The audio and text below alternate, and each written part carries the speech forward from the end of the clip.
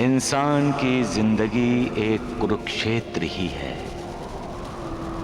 जिस पर इंसान को भावनाओं का महाभारत लड़ना ही पड़ता है। बाबा! कभी अपनों के साथ और कभी कभी अपने आप से भी। राजेंद्र की सौगंध खाकर कहता हूँ, मुझे पता नहीं वो चेन मेरे जेब में कहां से आई। मैंने चोरी नहीं की मनीषा, मैंने चोरी नहीं की। मैं जानती हूँ। मैं ये सोने की चेन आपको भेंट करने आया हूँ। ये तुम क्या कर रहे हो श्याम सुंदर? ये चेन तुम्हारी सासू माँ ने तुम्हें दी है। प्रजय जी, वही चेन मैं भाई साहब को भेंट करना चाहता हूँ। रामलाल जी, ले लीजिए। जब आपको ये सोने की चेन इतनी पसंद है तो ले लीजिए ना। मैं दामाद जी के लिए एक दूसरी चेन बनवा दूंगी। तुम्हारे बर्ताव से उन्हें इतना दुख पहुंचा कि वो जान देने पर उतारू हो गए। जान देने पर? हाँ, जान देने पर। क्योंकि वो सिर्फ देना जानते हैं, लेना नहीं। तुम भूल गए? आज तुम जो कुछ भी हो वो रामलाल जी की बदौलत हो, पर उनके प्यार, उनके मेहरबानियों के बदले में तुमने उन्हें क्या दिया? चोरी का झूठा इल्जाम।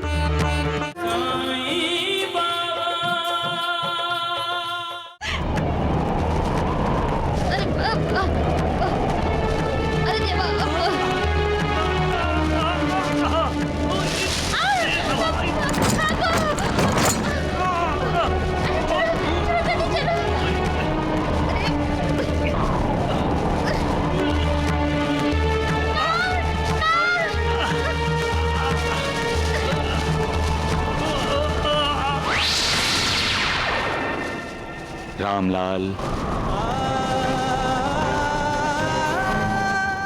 इतनी जल्दी हार मान ली? बाबा! रामलाल, इंसान की जिंदगी एक कुरुक्षेत्र ही है, जिस पर इंसान को भावनाओं का महाभारत लड़ना ही पड़ता है। कभी अपनों के साथ और कभी कभी अपने आप से भी। सच्चाई के रास्ते पर चलते हुए और सच का साथ देते हुए जो ये महाभारत जीतता है, ईश्वर हमेशा उसका साथ देता है।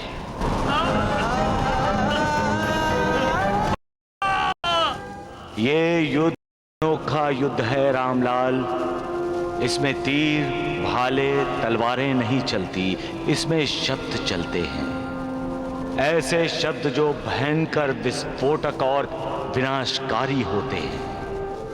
ये अस्त्र इंसान को जख्मी नहीं करता, उसके मन को घायल कर देता है। जैसे तुम इस तूफान का सामना कर रहे हो, उसी तरह तुम अपनी जिंदगी में आए और आने वाले तूफान का मुकाबला करना। तुम्हारा कल्याण होगा रामलाल।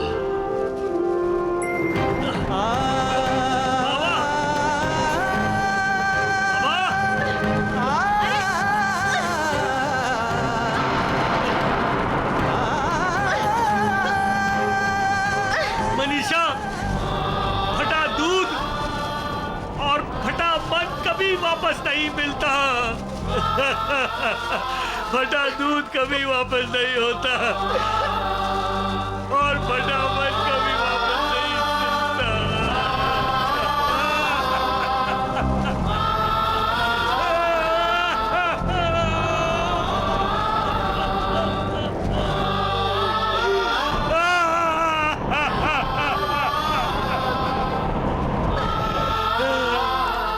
सबका मालिक एक।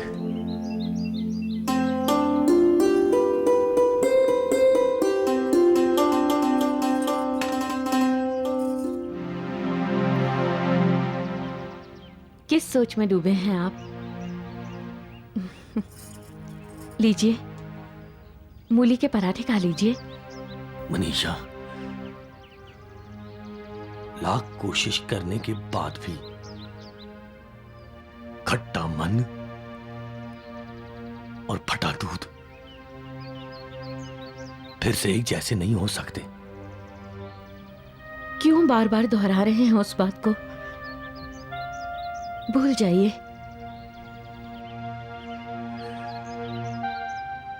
भूल जाऊं?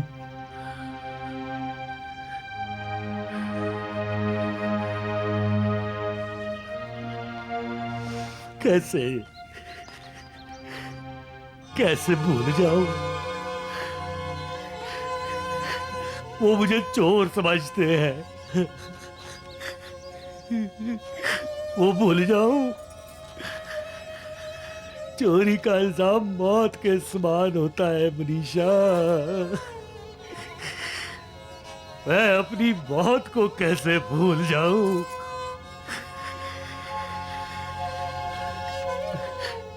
मैं अपने राजेंद्र की सौगंध खाकर कहता हूं,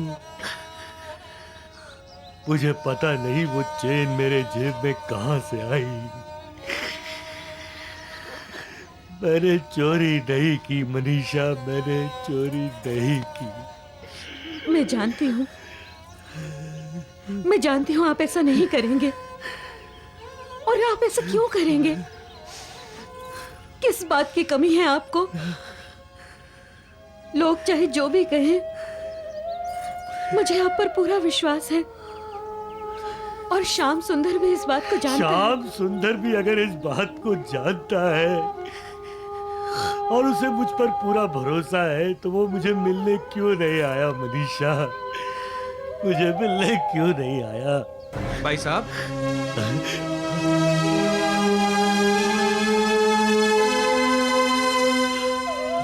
ओए, क्या बात है श्याम सुंदर? ओए श्याम सुंदर, मुझे पूरा विश्वास था मेरा यार आएगा। आजा आजा, गले लग जाए यार, मेरे कलेजी की आग को ठंडा कर दे। आजा, गले लग जाए यार, गले लग जा।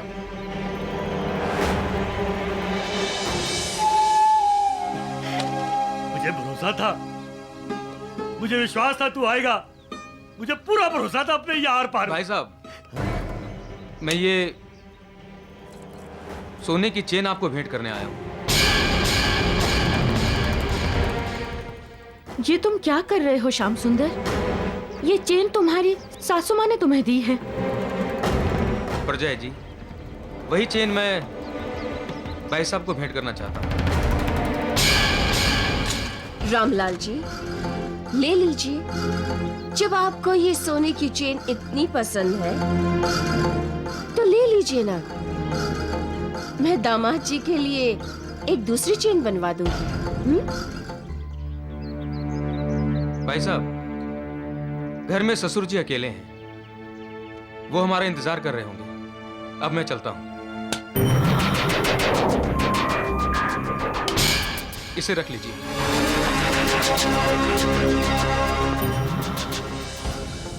अरे हाँ रामलाल जी, अब की बार इस सोने की चेन को जेब में मत रखिएगा, गले में पहन लीजिएगा, ठीक है?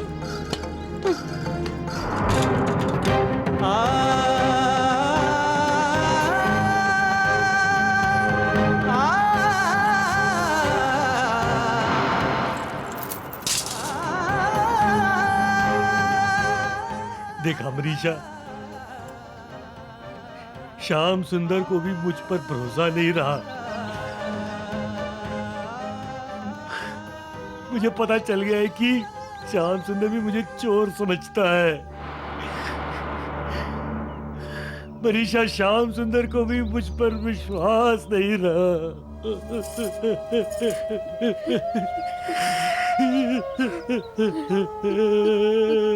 मनीषा,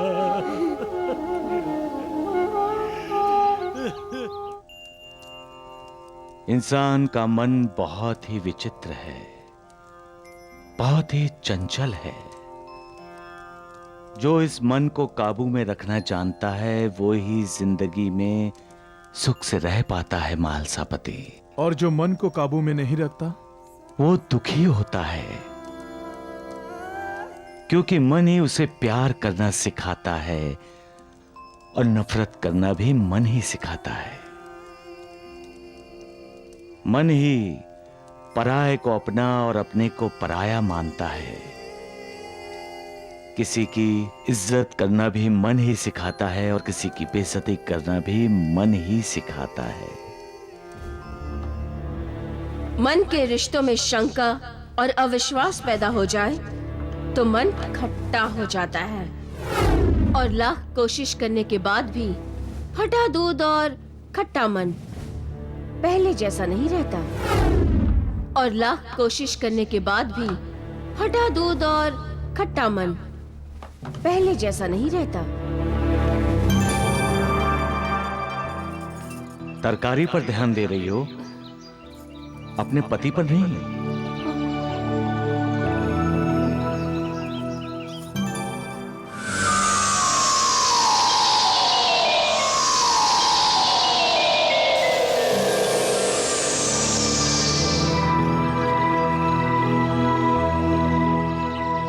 तुम्हें इस वक्त अपने घर में होना चाहिए। जाओ, अपने पति की रक्षा करो। मेरे पति को क्या हुआ? आओ, मेरे साथ आओ। इसका मतलब सोने की चेन चोरी हो गई?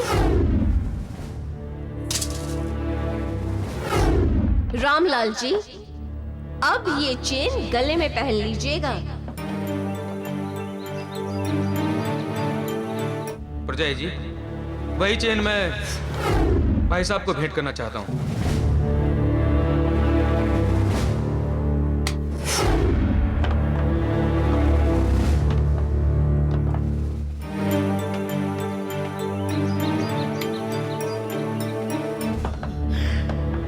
मन के रिश्तों में शंका और अविश्वास पैदा हो जाए तो मन खट्टा हो जाता है, और लाख कोशिश करने के बाद भी फटा दूध और खट्टा मन पहले जैसा नहीं रहता।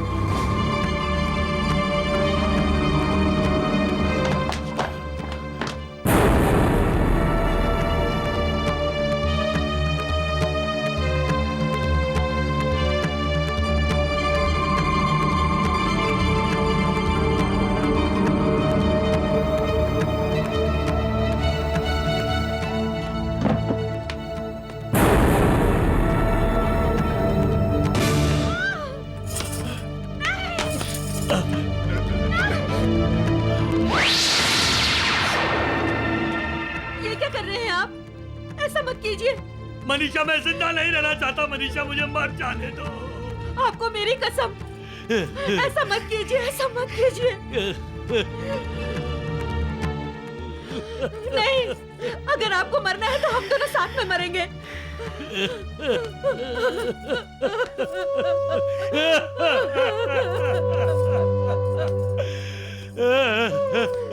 खाइए मेरी कसम कि आप कभी आत्महत्या के बारे में नहीं सोचेंगे। खाइए मेरी कसम। मनीषा, जब श्याम सुंदर भी मुझे चोर समझता है तो मैं क्यों जिंदा रहूं? बेइज्जती की जिंदगी जीने से तो अच्छा है मर जाऊं मैं।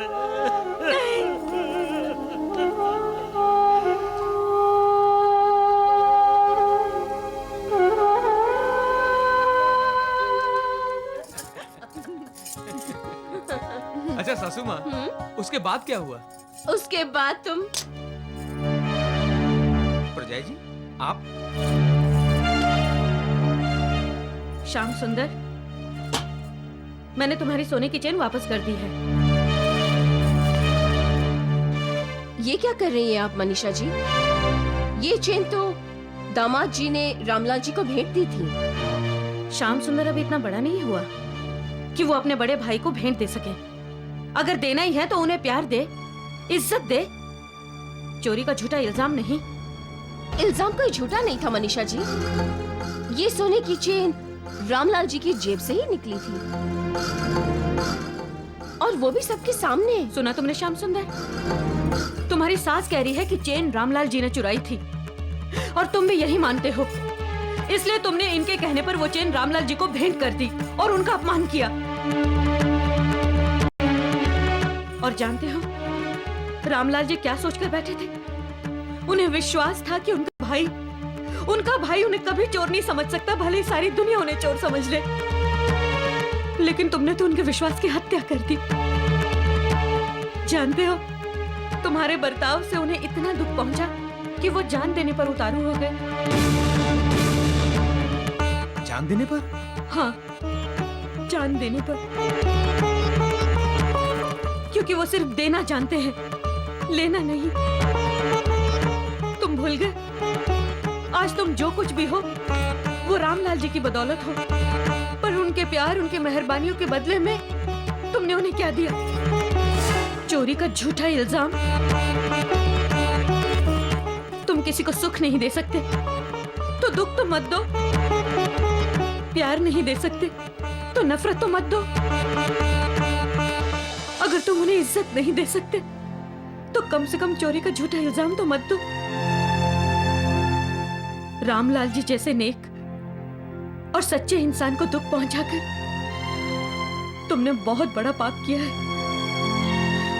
भगवान तुम्हें इसके लिए कभी माफ नहीं कर सकता, कभी नहीं।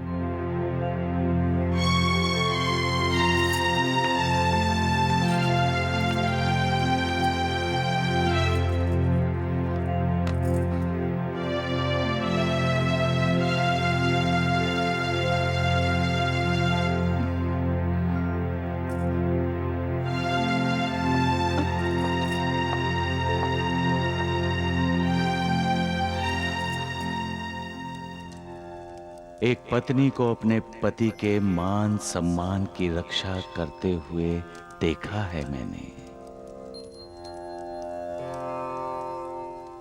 तो हम फिर से जान जाते हैं कि पति पत्नी की आत्मा होता है। महालसापति, पति और पत्नी का रिश्ता ईश्वर और भक्त की तरह होता है। जिस प्रकार ईश्वर और भक्त में द्वैत यानी दूजा भाव नहीं होता, उसी प्रकार पति और पत्नी के बीच द्वैत नहीं होता। पूरा समर्पण होता है, पूर्ण समर्पण। और जहां पूर्ण समर्पण होता है वहां ईश्वर का निवास होता है। सुनिए, कहाँ जा रहे हैं आप? रामलाल भाई साहब के पास। क्यों? माफी मांगने, और क्यों? अरे वाह, माफी तो उन्हें मांगनी चाहिए, यहाँ आकर हम सबकी। मनीषा भाभी ने जो हमारा अपमान किया है, चोरी तो चोरी, ऊपर से सीना जोरी। निर्मला, दामाद जी, आप इस पर गुस्सा मत करिए। ये कुछ भी गलत नहीं कह रही है। आप अपनी वो मनीषा भाभी के बहकावे में मत आइए। वो आपकी भावनाओं के साथ खेलना चाहती है। कैसे अकड़ कर कह रही थी कि आज आप जो कुछ भी हैं सिर्फ रामलाल जी की बदौलत है। ठीक ही तो कहा परजाई जी ने। क्यों? क्या आपने मेहनत नहीं की? क्या आपके पास दिमाग नहीं है? क्या राजेंद्र साइकिल्स की जिम्मेदारी आपने नहीं निभाई? लेकिन निर्मला, वो राजेंद्र साइकिल्स की जो भी बरकत हुई है ना, वो सिर्फ आप ही की वजह से हुई है। आप दिन रात काम करते हैं, तभी जाके रामलाल जी आराम करते हैं। और फिर भी मनीषा जी कहती है कि रामलाल जी आपको आबाद देखना चाहते हैं। लेकिन मैं तो कहूँगी रामलाल जी आपको बर्बाद करना चाहते हैं। हाँ, और अगर आपको अपनी बर्बादी से बचना है ना, तो जाइए, जाकर उनसे राजेंद्र साइकिल्स का हिस्सा मांगिए। क्या? हाँ।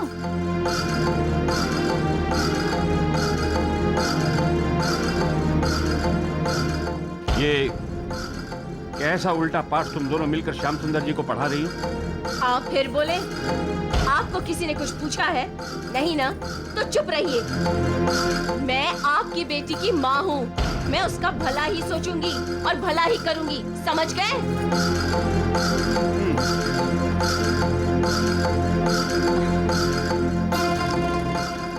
चल चल मेरी बच्ची।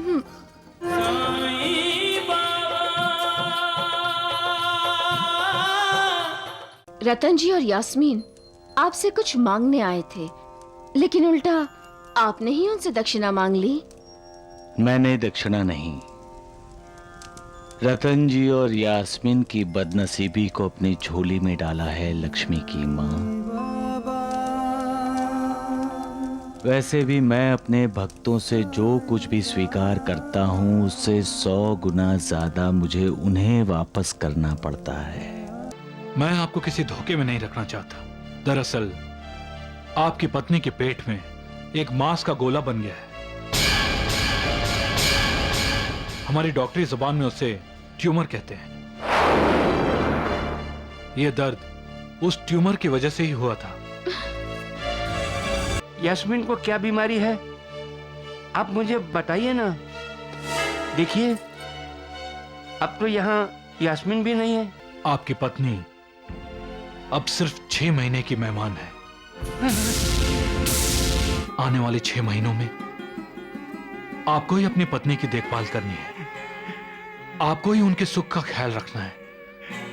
इसका कोई इलाज नहीं है डॉक्टर साहब, कोई दवा नहीं है।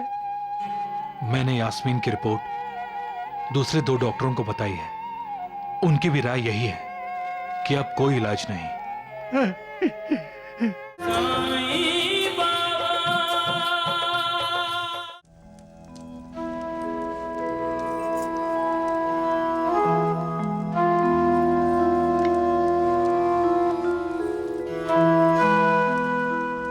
सोच क्या रहे रतन जी?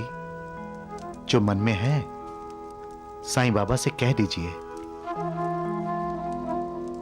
हम आपकी शरण में आए हैं साईं बाबा। आप तो सब जानते हैं साईं बाबा, जिस प्रकार भक्ति के बिना कीर्तन, वादों के बिना संगीत अच्छा नहीं लगता, उसी प्रकार संतान के बिना घर अच्छा नहीं लगता, सूना सूना लगता है। क्या ईश्वर की कृपा हम पर नहीं होगी? क्या हमें संतान सुख प्राप्त नहीं होगा साईं बाबा? आप तो सबके कष्ट दूर कर देते हैं बाबा, हम पर भी कृपा कीजिए। हम बड़ी आशा लेकर आपके पास आए हैं साईं बाबा। साईं बाबा के पास जो भी आता है वो खाली हाथ नहीं जाता। मेरी खाली झोली भी भर दीजिए बाबा, हम पर दया कीजिए। दक्षिणा नहीं दोगे मुझे रतन जी?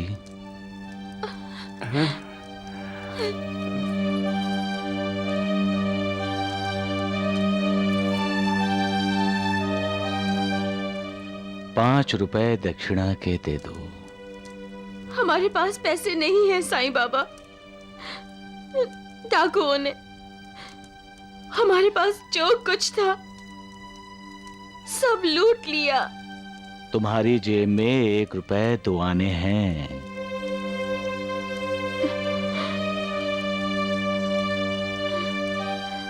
हाँ हाँ, ₹1 और 2 आने हैं।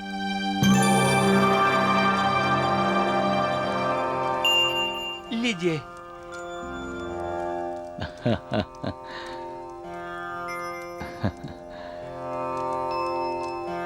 लेकिन साईनाथ, आपने तो ₹5 मांगे थे दक्षिणा में। महालसापति, रतन जी ने ₹3.14 आने पहले से ही दे रखे हैं। हम दोनों तो पहली बार आपके दर्शन कर रहे हैं। अब चिंता त्याग दो, तुम लोगों के बुरे दिन बीत गए हैं। साई कथा अनंत है, साई नाम मालिक तुम्हारी इच्छा पूरी करेगा। जन्म सफल हो जाएगा। साई साई बोल।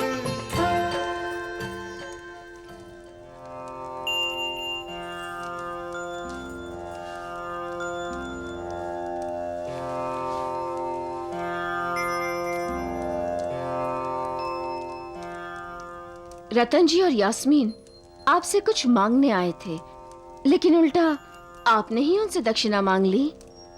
मैंने दक्षिणा नहीं, रतन जी और यास्मीन की बदनसीबी को अपनी झोली में डाला है लक्ष्मी की माँ। वैसे भी मैं अपने भक्तों से जो कुछ भी स्वीकार करता हूँ उससे 100 गुना ज्यादा मुझे उन्हें वापस करना पड़ता है। सबका मालिक एक।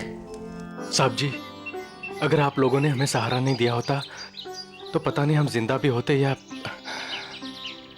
दीदी, जाने अनजाने में अगर हमसे कोई भूल हुई हो तो हमें माफ कर दीजिएगा। रो क्यों रही है पगली? तुम्हें तो खुश होना चाहिए कि तुम अपने घर राहता वापस जा रही हो। साईं बाबा की कृपा से तुम्हारा परिवार फिर से एक साथ हुआ है। जाओ, खुश रहो। जब मन करे नांदेड़ चले आना, उसे अपने भाई का घर ही समझो। संभल कर जाइएगा।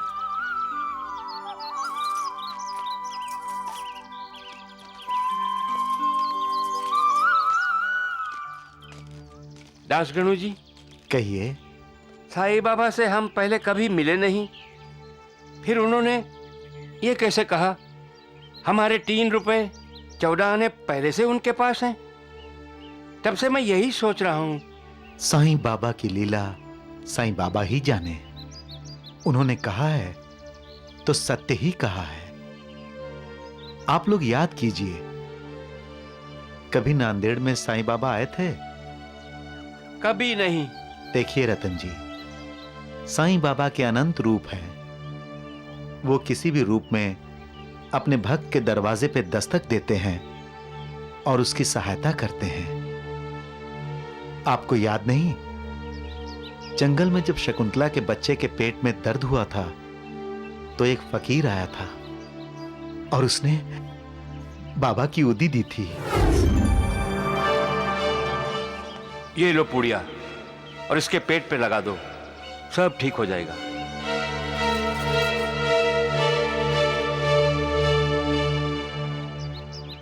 वही फकीर था, वही फकीर था।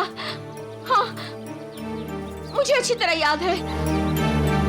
जो फकीर हमने जंगल में मिला था वो हमारे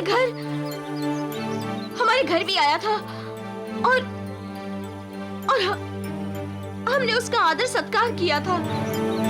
हाँ, मुझे भी याद आया। हमने उसके आतिथ्य सत्कार पर क्या आपने पैसे खर्च किए थे? याद कीजिए, याद कीजिए। हाँ, हमने उस फकीर बाबा के आतिथ्य सत्कार पर 3 रुपए 14 आने खर्च किए थे। हाँ, वो साईं बाबा ही थे। आपने उन्हें 3 रुपए और 14 आने तब दिए थे। साईं बाबा की लीला को प्रणाम। मैं शिरडी में होता हूं, लेकिन शिरडी के बाहर भी क्या हो रहा है मुझे सब ज्ञात होता है। तुम चाहे कहीं भी रहो, जो चाहे करो, परंतु हमेशा याद रखो कि तुम जो कुछ भी करते हो उसका ज्ञान मुझे होता है। तुम श्रद्धा पूर्वक मेरे सामने हाथ फैलाओगे तो मैं तुम्हें खाली हाथ नहीं भेजूंगा। तुम जहां मेरा स्मरण करोगे मुझे अपने साथ पाओगे, क्योंकि मैं सर्वव्यापी हूं, सारे चराचर में व्याप्त हूं। जो मुझ पर विश्वास रखकर सदा मेरा चिंतन करता है उसके सारे कार्य मैं स्वयं करता हूं और अंत में उसे सद्गति प्रदान करता हूं। सबका मालिक एक। रतन जी, खाना नहीं खाना क्या? क्या कर रहे हो? मैं अपनी बेटी को सुला रहा था। क्यों? हंस क्यों रही हो? रतन जी, शिरडी से लौटकर हम जब से नांदेड़ आए हैं, तुम ऐसी पागलों जैसी हरकतें क्यों करने लगे हो? अब मुझे तुम्हारी फिक्र होने लगी है। क्यों? माँ मैं अभी तक बनी नहीं, और तुम ये मानकर चल रहे हो कि हमें बेटी ही होगी। यास्मीन, हमें साईं बाबा ने आशीर्वाद दिया है और तुम जरूर माँ बनोगी। हम माँ बाप बनेंगे, ये सोचकर हम कितने खुश होते हैं। हाँ, जब हम सच में माँ बाप बनेंगे तो हम कितने खुश होंगे ना।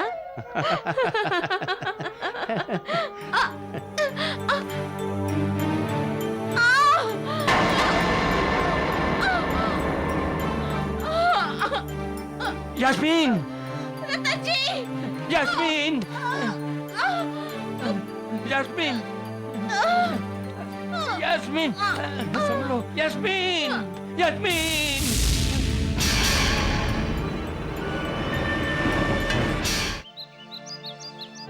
नहीं रतन जी, ऐसा कुछ नहीं है। ये मां बनने वाली नहीं है।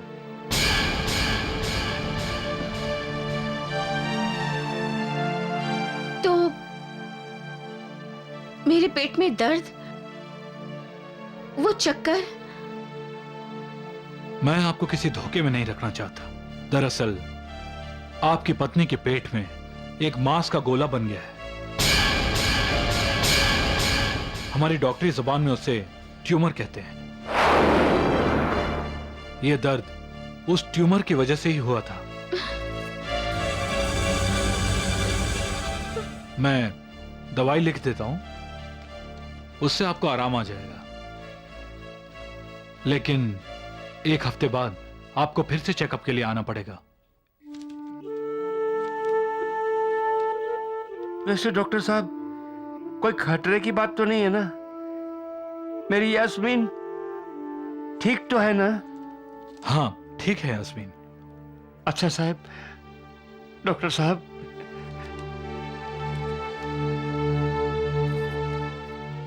चल यास्मीन।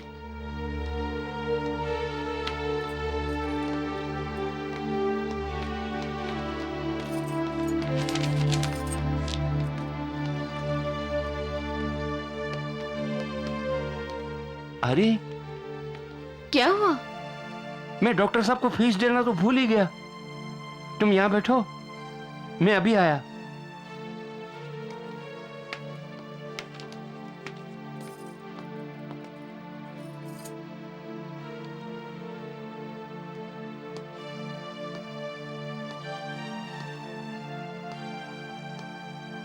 डॉक्टर साहब। अरे क्या हुआ? डॉक्टर साहब, मैं जानता हूं आप मुझसे कुछ छुपा रहे हैं। यास्मीन को क्या बीमारी है, आप मुझे बताइए ना। देखिए, अब तो यहां यास्मीन भी नहीं है। रतन जी, बीमारी बहुत गंभीर है।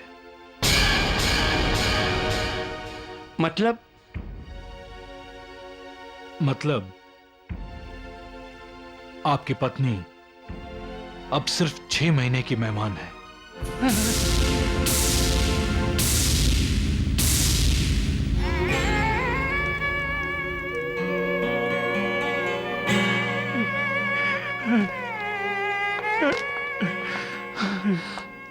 मुझे बहुत अफसोस है रतन जी, लेकिन अपने आप को संभालो।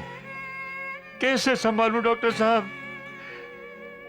यास्मीन, मेरी यास्मीन मेरी जिंदगी है, मेरी जान है वो।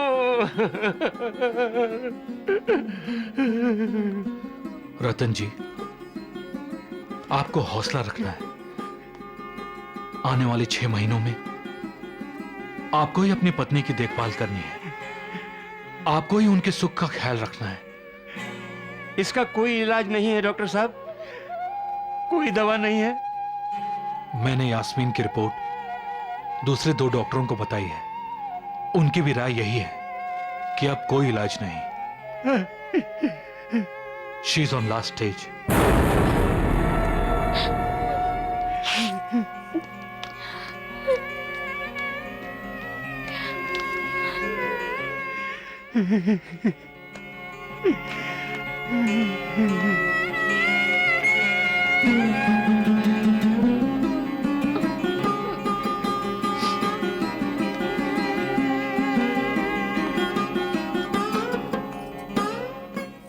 फीस दे दी? फीस? हाँ हाँ, फीस दे दी। कुछ कहा डॉक्टर साहब ने? नहीं।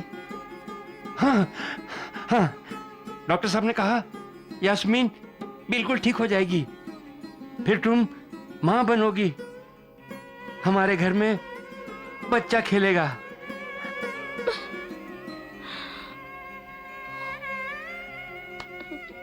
चले? रो मत। अरे अभी अभी तो तुमने मुझे बताया कि डॉक्टर साहब ने कहा है मुझे कुछ नहीं हुआ, फिर भी तुम हाँ, हाँ।